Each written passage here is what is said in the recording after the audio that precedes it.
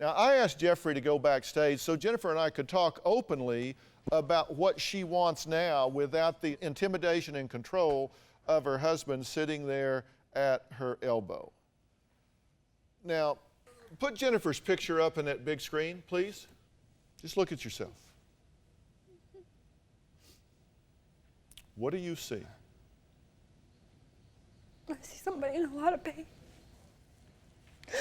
Go on, look at yourself. Somebody who doesn't know what to do and doesn't know where to turn. And doesn't she deserve better?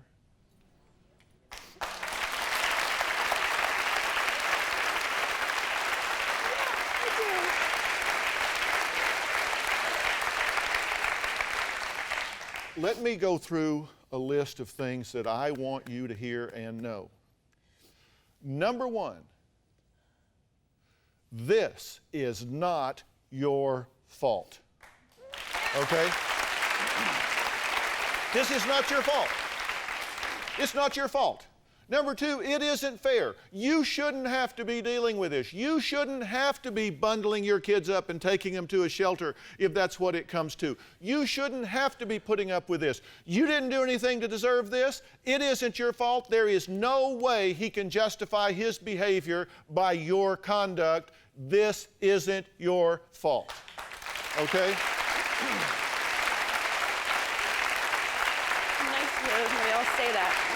Abusers abuse because of them, not because of you. This has nothing to do with you. Look, this is good news and bad news. The good news is this doesn't have anything to do with you. And the reason that's good news is therefore you don't need to blame yourself.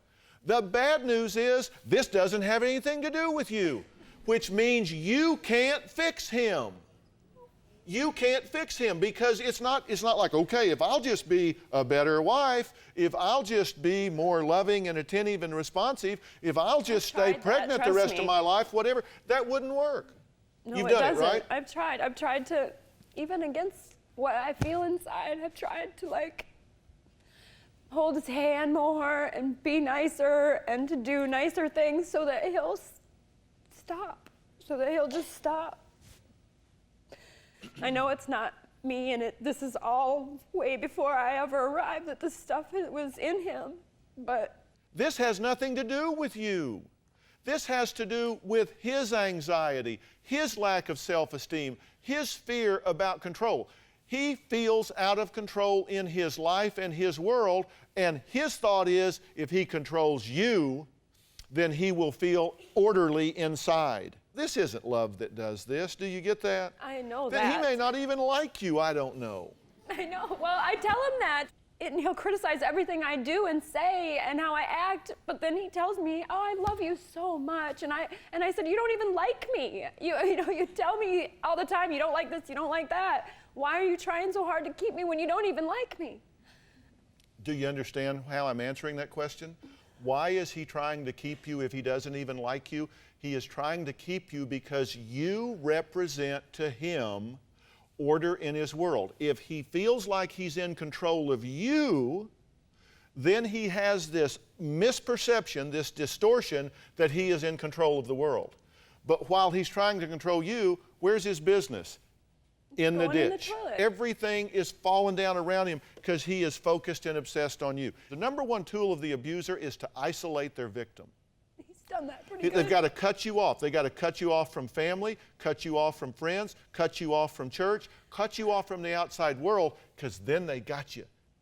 Okay? That's what he's done. Yeah, but he came here because in his delusion he thought he could control me. Don't you know that? Yeah. He needs help. He needs serious help. I know. And I'm trying to give him a wake-up call, as you can well see. Now, here's what I'm going to tell you. If and when you do want to get out of this situation, you are no longer alone. Okay? Do you have a story or a question for me? Click the link in the description and tell me what in the world is going on.